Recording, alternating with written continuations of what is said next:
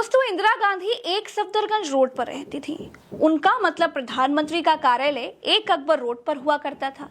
वैसे तो ये 2 प्लॉट्स थे, लेकिन घर से कार्यालय तक जाने में फर्जी का तामझाम न करना पड़े, घोड़ा गाड़ी सिक्योरिटीज वगैरह ना लगानी पड़े, इसके लिए एक अशोका रोड वाले प्लॉट और एक सफदरगंज वाले प्लॉट यानी कि प्रधानमंत्री निवास को भीतर से ही बाउंड्री तोड़ करके आपस में जोड़ दिया गया था। इंदिरा गांधी पैदल ही भीतर अपने घर यानी एक सफदरगंज रोड से एक अकबर रोड वाले प्रधानमंत्री कार्यालय में आया जाया करती थी, और यही वो करीब 100 मीटर से भी कम का रास्ता था जो इंदिरा गांधी का आखिरी रास्ता बन गया। आखिर कैसे दफ्तर और घर के बीच में इंदिरा गांधी के साथ लंदन तक घूम करके आने वाले सिख सिक्योरिटी गार्ड्स ने उनकी हत्या कर दी, आज इसी को जानेंगे। दोस्तों, बहुत कम लोग ऐसे होते हैं जिनको अपनी मृत्यु का आभास हो जाता है। इंदिरा गांधी उन बहुत कम लोगों में से एक थी। इंदिरा गांधी को यह मालूम था कि उनकी मृत्यु होने वाली है। जी हाँ, वो देश की प्रधानमंत्री थी, लेकिन उनको यह मालूम था कि किसी भी वक्त किसी भी तरीके से उनकी मौत हो सकती है। वो अपने डॉक्टर कृष्ण प्रसाद माथुर से अक्सर ये कहती थी कि किसी दुर्घटना में अचानक उनकी मौत हो जाएगी। उनकी ये बात सच भी साबित हुई, और इसीलिए अपनी मौत से एक दिन पहले यानी कि 30 अक्टूबर 1984 को उन्होंने ओडिशा के भुवनेश्वर में एक रैली में खुलेआम अपनी मौत का जिक्र कर दिया था। तब साधन संसाधन इतने नहीं थे, इतना पैसा भी नहीं था कि इंदिरा गांधी मोदी की तरह 8.5 करोड़ का जहाज अपने लिए खरीद पाती।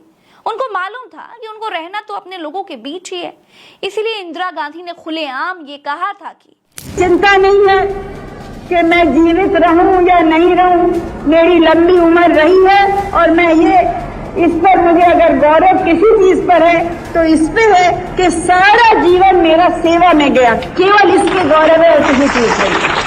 और जब तक मुझ में सांस है तब तक सेवा ही में जाए, और जब मेरी जान जाएगी तो मैं कह सकती हूँ कि एक एक खून का खतरा जितना मेरा है वो एक एक खून एक भारत को जीवित करेगा। ये बात इंदिरा गांधी की स्पीच का हिस्सा तो नहीं थी, लेकिन इंदिरा गांधी ने ये बात कह डाली। इसके 24 घंटे के बाद यानी 31 अक्टूबर 1984 के दिन शाम को यह खबर आ जाती है कि देश की प्रधानमंत्री इंदिरा गांधी नहीं रही। इंदिरा के ही 2 सिख सिक्योरिटी गार्ड्स ने उनकी गोली मारकर हत्या कर दी। देश में सन्नाटा पसर गया, लेकिन इस सन्नाटे के पहले 5 घंटे आखिर कैसे बीते, आज हम आपको उन 5 घंटों के बारे में बताएंगे। तो बात आज से 38 साल पुरानी है, जब पंजाब को पाकिस्तान की तरह खालिस्तान नाम का अलग देश बनाने की मांग चल रही थी। इसका नेतृत्व जरनैल सिंह भिंडरावाले कर रहा था। इसका पता इंदिरा गांधी को चल गया। इंदिरा गांधी ने कहा कि अब देश का बंटवारा दोबारा नहीं हो सकता। जब मैंने बांग्लादेश के पाकिस्तानियों को उखाड़ फेंका तो पंजाब को खालिस्तान कैसे बनने दूंगी। भाई, पता किया गया कि कहाँ है आतंकी भिंडरावाला, उसे खोजा जाए और खोज करके उसे खत्म कर दिया जाए। पता भी चल गया कि भिंडरावाला स्वर्ण मंदिर में छिपकर बैठा है। 5 जून 1984 को ऑपरेशन ब्लू स्टार शुरू किया। भिंडरावाला सहित कईयों को मौतों के घाट उतार दिया गया। इस ऑपरेशन में स्वर्ण मंदिर के कुछ हिस्से को नुकसान हो गया, जिसकी वजह से सिख समुदाय का एक तबका इंदिरा गांधी से बहुत नाराज हो गया। दोस्तों, ऑपरेशन ब्लू स्टार के बाद से खुफिया एजेंसीज को इंदिरा गांधी की हत्या की साजिश रचे जाने के कई इनपुट्स मिलने लगे थे, और इसी के चलते रॉ के पूर्व चीफ RN काव को इंदिरा गांधी का सुरक्षा सलाहकार भी बनाया गया था। और इसके ठीक बाद इंदिरा गांधी के सुरक्षा दस्ते से बेअंत सिंह जैसे सिख गार्ड को हटा करके दिल्ली पुलिस में वापस भेज दिया गया था। दोस्तों, ये शंका पहले से हो रही थी कि ऑपरेशन ब्लू स्टार के बाद सिख गार्ड उनको मार सकते हैं, लेकिन इंदिरा गांधी के ममत्व ने उनको मौत के एक पायदान और करीब लाकर खड़ा कर दिया। हुआ ये था कि इंदिरा गांधी को यह बात पता चल गई कि उनके सिख गार्डों को शक के आधार पर उनकी ड्यूटी से हटा दिया गया है। उन्होंने इसका विरोध किया।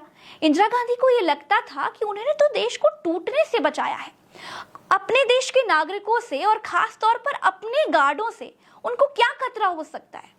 इंदिरा ने अपने सिख गार्ड को बहाल करने का आदेश दे दिया, जिसमें बेअंत सिंह भी शामिल था। 31 अक्टूबर 1984 की सुबह थी। न गर्मी थी न जाड़ा था, अच्छा मौसम था। एक सफदरगंज रोड पर बने प्रधानमंत्री कार्यालय में खूब सारे पेड़ थे, घास का मैदान था, सब चिड़िया चहचहा रही थी, अच्छी सी धूप खिली थी। आज का दिन इंदिरा गांधी के लिए काफी बिजी दिन था। इंदिरा पर डॉक्यूमेंट्री बनाने के लिए एक विदेशी डायरेक्टर पीटर उत्सिनोव एक अशोका रोड वाले प्रधानमंत्री कार्यालय में उनका इंतजार कर रहे थे। आज की दोपहर में इंदिरा गांधी जी को पूर्व ब्रिटिश पीएम जेम्स केलॉन के साथ मुलाकात भी थी। उसके बाद राजकुमारी एनी के साथ उनके डिनर का प्रोग्राम था। इंदिरा गांधी ने भगवा रंग की साड़ी पहनी, मेकअप किया और ठीक सुबह 9 बजे अपने घर से पैदल ही अपने कार्यालय के लिए निकल पड़ी। इंदिरा गांधी के साथ छाता लेकर के कांस्टेबल नारायण सिंह चल रहे थे। उनके जस्ट पीछे उनके पीए आर.के. धवन और एक सहयोगी भी थे। आज डॉक्यूमेंट्री के लिए इंदिरा गांधी की बाइट भी होने वाली थी, इसीलिए वो बहुत तैयार होकर के जा रही थी। इंदिरा गांधी की जान को पहले से खतरा था, इसीलिए उनको एक बुलेट प्रूफ जैकेट भी दी गई थी। लेकिन क्योंकि डॉक्यूमेंट्री के लिए उन्हें बाइट देनी थी, इसीलिए उन्होंने आज वो जैकेट नहीं पहनी थी। लगभग 50 से 60 मीटर चलने के बाद एक अकबर रोड का भीतर वाला वो गेट आ गया जो इंदिरा गांधी के घर वाले प्लॉट को दफ्तर से जोड़ता था। इंदिरा गांधी ने अपने पीएन धवन से कहा कि आज बेअंत सिंह ने उनको पहले से ही नमस्ते नहीं कहा। वैसे तो वो दूर से ही सलामी ठोकता था। बेअंत इंदिरा गांधी का इतना करीबी था कि वो 9 साल से इंदिरा गांधी की सुरक्षा में तैनात था और कुछ दिन पहले ही इंदिरा गांधी के साथ लंदन गया था। इंदिरा ने खुद बेअंत सिंह को नमस्ते कहा और नमस्ते कहते ही सब इंस्पेक्टर बेअंत सिंह ने इंदिरा गांधी के पेट में गोली मार दी। बेअंत सिंह के पास पिस्टल थी और बगल में खड़े सतवंत सिंह के पास चेन गन।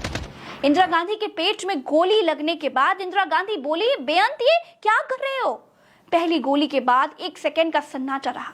उसके बाद बेअंत ने 4 और गोलियां इंदिरा गांधी की पेट में मार दी। बेअंत चिल्लाता है, गोली मारो सतवंत। सतवंत मशीन गन की 25 गोलियां इंदिरा गांधी के सीने में उतार देता है। बेअंत सिंह की दूसरी तरफ खड़ा सिख गार्ड 22 साल का सतवंत अपनी स्टेन गन से सारी की सारी गोलियां इंदिरा गांधी के सीने में उतार देता है। इंदिरा गांधी के पीए धवन स्टैच्यू बनकर खड़े रह जाते हैं। 20-25 सेकंड तक सन्नाटा पसरा रहता है और 20 सेकंड के बाद, क्योंकि गेट बीच में था, इंदिरा गांधी के घर और दफ्तर के बीच में उनको कोई खतरा नहीं था, इसलिए वहां कोई सुरक्षा कर्मी भी नहीं हुआ करता था। दूसरे सुरक्षा कर्मी प्रधानमंत्री कार्यालय की तरफ से जब तक भागते हुए आए तब तक बेअंत और सतवंत ने अपनी बंदूकें नीचे गिरा दी और बेअंत ने कहा, मुझे जो करना था वो मैंने कर लिया, अब आपको जो करना है वो करिए। अब तक आईटीबीपी के जवान आ चुके थे। उन्होंने बेअंत और सतवंत सिंह को अपने कब्जे में ले लिया। इसी दौरान रहस्यमय तरीके से बेअंत सिंह को गोली मार दी गई और उसके तुरंत बाद उसकी मौत हो गई। क्योंकि अभी इंदिरा गांधी को कहीं जाने का प्रोग्राम नहीं था, इसलिए प्रधानमंत्री की सिक्योरिटी में रहने वाली एम्बुलेंस का ड्राइवर बिल्कुल रिलैक्स था। वो चाय पीने चला गया।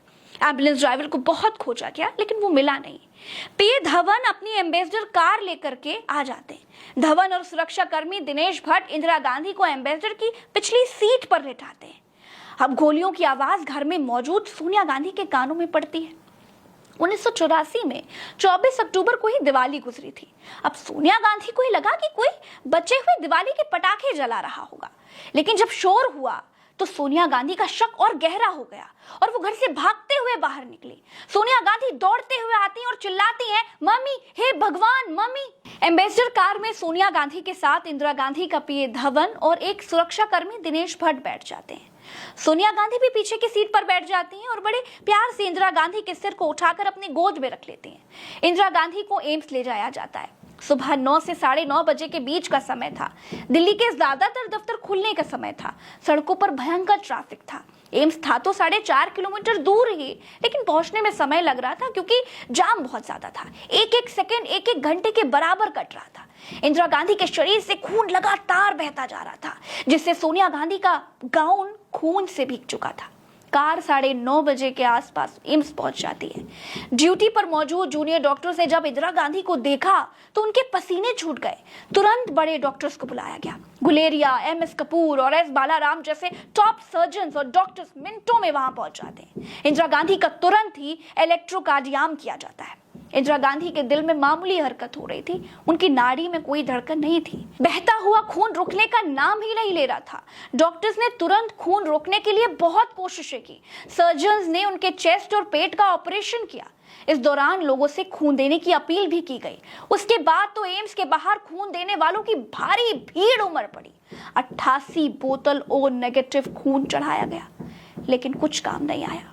गोलियों ने उनके लिवर के दाहिने हिस्से को छलनी कर दिया था। उनकी बड़ी आंत में 12 के करीब छेद हो गए थे।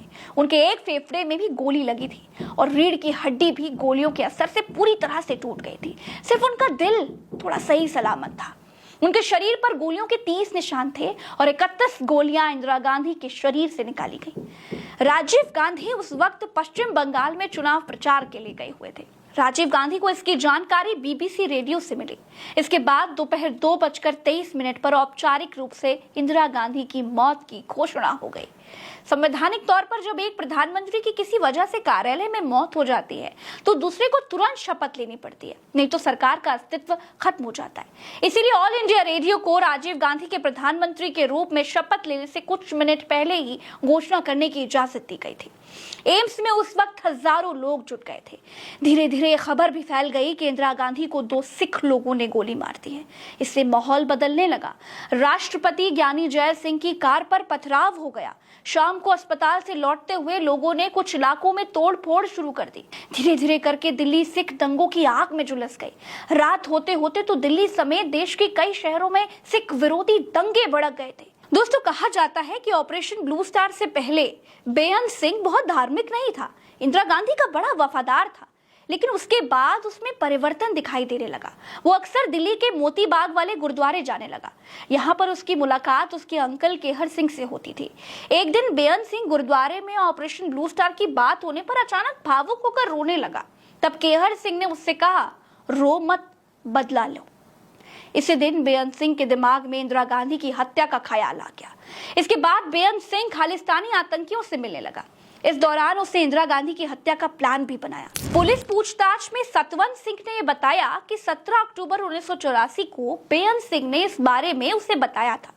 पहले ये लोग इंदिरा गांधी के घर में बम फेंकने वाले थे, लेकिन इंदिरा गांधी के घर में उनकी लोकेशन का सही पता न मिल पाने के कारण ये प्लान फेल हो गया था। दोस्तों, इंदिरा गांधी को विरोधी तक आयरन लेडी कहकर बुलाते थे। आजाद भारत में इंदिरा गांधी जैसी मजबूत महिला आज तक नहीं हुई जिसने कभी डरना ना सीखा हो, जिसने बड़े बड़े मठाधीशों के मुंह से सत्ता छीन ली। कभी महिला होना उनकी कमजोरी नहीं रहा। कई लोगों ने उनको गूंगी गुड़िया तक कहा, लेकिन इंदिरा पर इसका कोई फर्क नहीं पड़ा था। दोस्तों, इंदिरा गांधी के एसेसिनेशन की कहानी में फिलहाल तो इतना ही। चलते हैं, नमस्कार। चैनल को सब्सक्राइब जरूर कीजिएगा और अगर फेसबुक पे देख रहे हैं तो पेज को फॉलो जरूर कीजिएगा। नमस्कार।